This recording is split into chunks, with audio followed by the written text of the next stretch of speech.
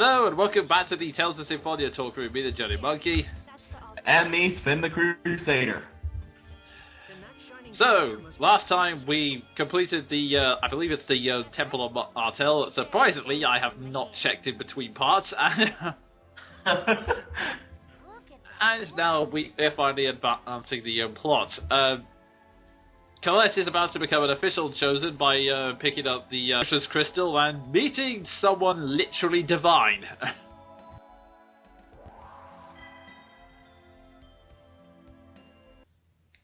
Shiny, shiny. Religion activate!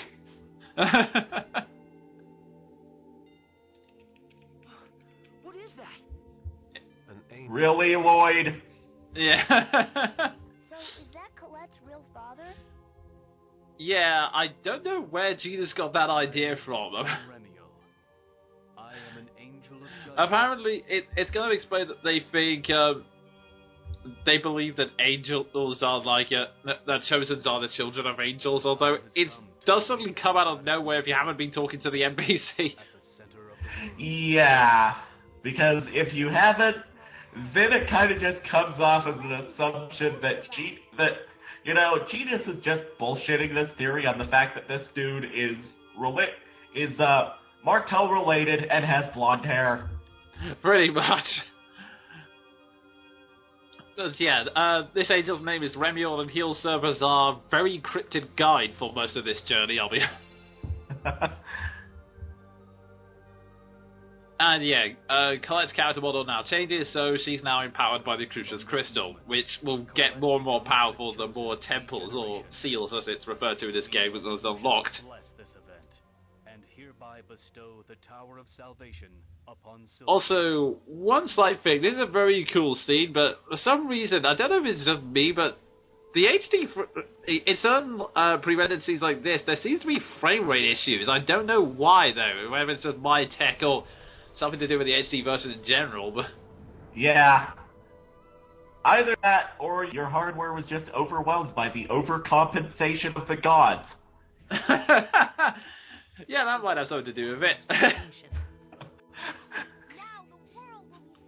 The symbol of salvation, and Sven refers to it as overcompensating. Oh god. geez. I can't even count how many ways I've just blasphemed. Forgive me, Martel. Oh, dude. Shall grant you the power of the angels with each. So yeah, Remiel's setting out this task where unlocking Seal, and you'll get more and more powers and become a full angel. And once Colette becomes an angel, the worlds will be regenerated, and the evil will be sealed again for a brief moment. Yes, the worlds will be regenerated in an automatically better sequence than the regeneration that happened on Christmas. Oh, wait. I'm so sorry for that reference. I have a question I wish to ask of you. Are you really my First, head to the Seal of Fire. Understood, my beloved daughter Colette. You've just met her. father? You really are my true father. Yeah, I'm not gonna spoil anything, but is it just me, or is it kind of easy to tell he's not being genuine? Yeah, I mean, it could just be that he's trying to be over the top for his newly found daughter, I don't know. Which kind of falls flat on its face considering his monotone, but you know.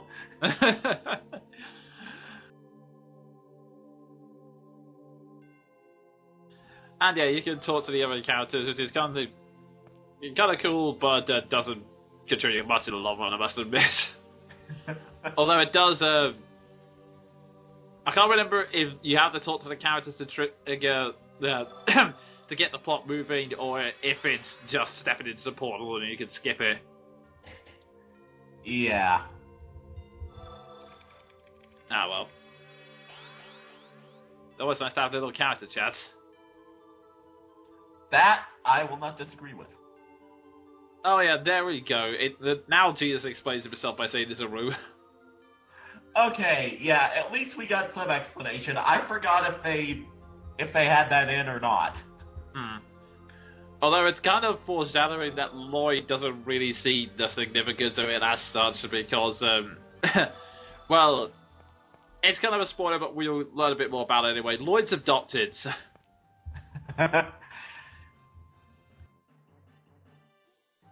And here is the school teacher who, just to fill you in, is Genus's older sister, voiced by Carrie Walgren, who is a respected in-voice actress. I think she appeared in Will Swain. And she's a sadist! Oh my god. This scene just renders me awestruck, even now. Yes, Falcon kick! Holy shit, Rain! He just kicked him halfway across the room. Yes, and for the record, Rain is one of my favorite characters in this game. This is one teacher you do not disobey, no matter how cool you want to look. Yeah, as we can plainly see, she just pulled a shonen anime on Lloyd, and then laughed evilly. Yeah, she has some issues, but she's also an awesome character. Like I said, you do not want to disobey. Oh, jeez. To paraphrase a Team 4-star quote, any credibility you have goes out the window when you're lying flat on your ass.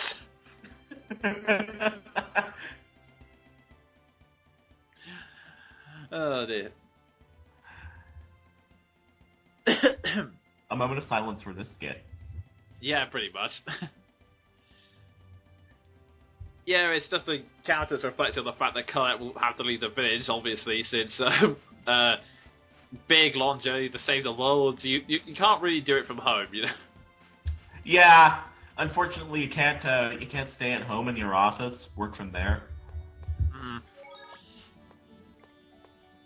I don't know why I talked to this NPC, but there we go.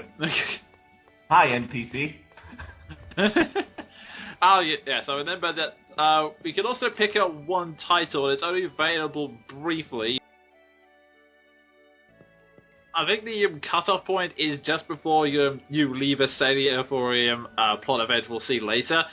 So I kind of did it a little early because Raid managed to teleport back here from the hotel, but yeah, the short purpose of Gina's saying goodbye to Raid because she's setting off for because she's going to take part in the journey with Colette as well, and you get a special title for Genus since he's really worried about Rain. So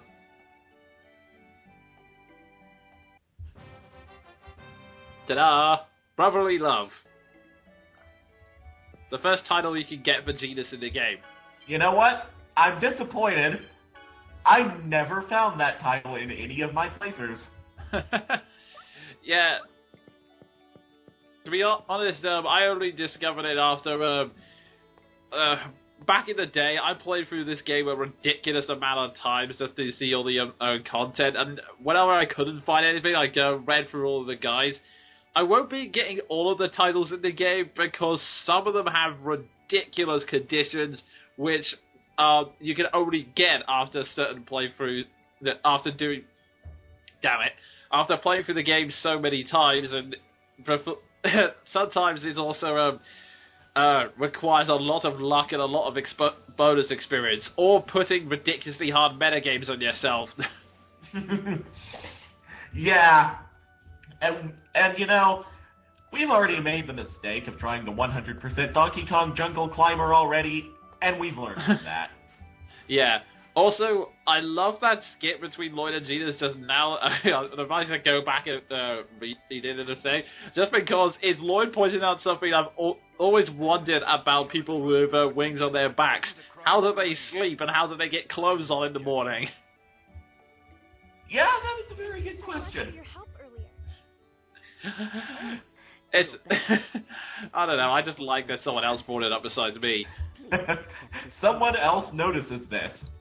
Yeah.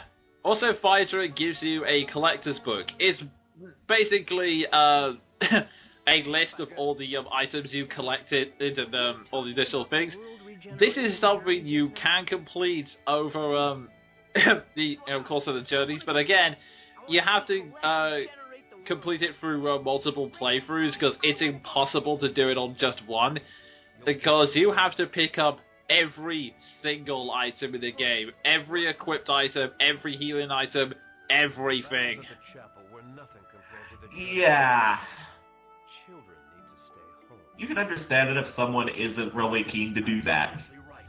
Yeah. We still have things to discuss. And here we have the standard scene of Lloyd wants to go on the journey of regeneration, but Kratos says, no, your children, stay home. Finally, someone in a JRPG shows sensibility. Pretty much. It's not like it's your fault.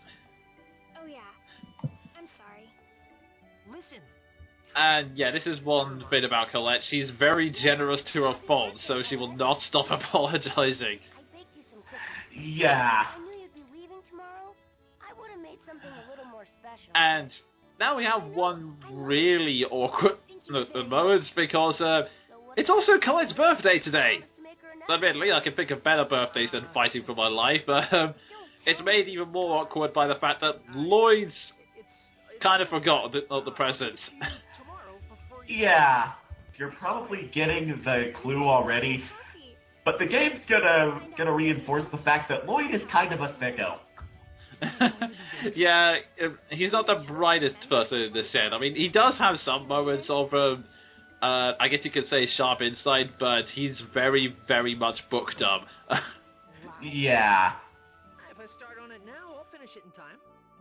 Oh, really? Well, whatever. By the way, you're going home now, right? Can I go part of the way with you? We now move on to the next part of the plot. Lloyd actually kind of lives outside of this village, and Jesus wants to go part of the way with him for some reason. Does it matter? Anyway, can we swing by Yeah, the house? needless to say, we're going to discover that reason. Yes. And it will almost certainly be plot relevant. Yep. So, moving down to the time, and this is also, again, it's a you get skits like this which are reactions to certain plot points, and Genus is especially cruel in this one. Oh, I have to rewatch this one. Basically, he can understand that Lloyd's bit is dull since Kratos made fun of his strength, which is Lloyd's only redeeming feature. Oh god, I remember that. Jeez. Stop me to pick up more items. I have no idea why I didn't cut this out. Past me, go in a corner and think about what you've done. Well, on the plus side, we get to pay a visit to Master Chief again. Oh, for crying out loud, that's gonna haunt me. You can also pick up food here. This is all part of a cooking mechanic, which I actually used beforehand, but didn't really explain, so now's the perfect chance, especially since Genus is going to explain it to Lloyd in just a few seconds.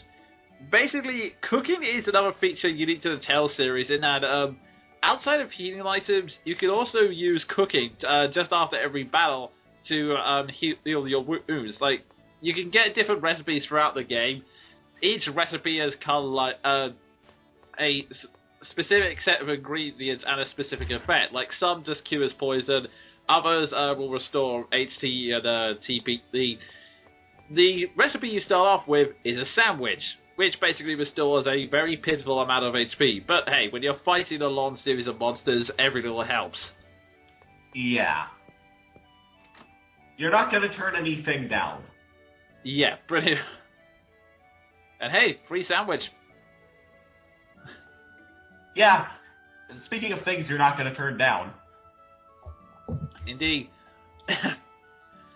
Also, this is Raiden Genus's house. You know, I love the course of this conversation. Genus literally having to remind Lloyd that they need to eat to survive. Yeah, Lloyd's not the brightest tool on the shed, I'll be honest. Especially with this. Just to show the stark contrast. Yeah. And on top of that, there are Rain's old books. Yeah, Genus is actually the kid genius archetype, which kind of makes sense since his Japanese name was Genius, as if they wanted to ram that plot point. Yeah. Honestly, I have to, I really have to question the subtlety of the Japanese names, considering Rain's name was Refill, as in refill your health. Yeah, it's one of the few cases where I'm really glad they changed names like that. The only other case I can think of off the top of my head was the last story. Seriously, Quark. What the heck was that name? Oh god, that is a name from Ratchet and Clank, and it's the name of the most laughable character in that series. Oh, jeez. Also, 2 things to go quickly. 1, meet Nois, Lloyd's dog thing. Yep, the dog whose name I spent 3 years figuring out how to pronounce. Yeah. The second is another small plot point that there is a human ranch on the way home, and there's a very strict order not to go anywhere near it. So, let's find out whether or not we go anywhere near it next time, because we're coming up to the end of this part. So, until the next chapter, I've been the Jonin Monkey. And I've been Sven the Crusader. I have no time for an outro.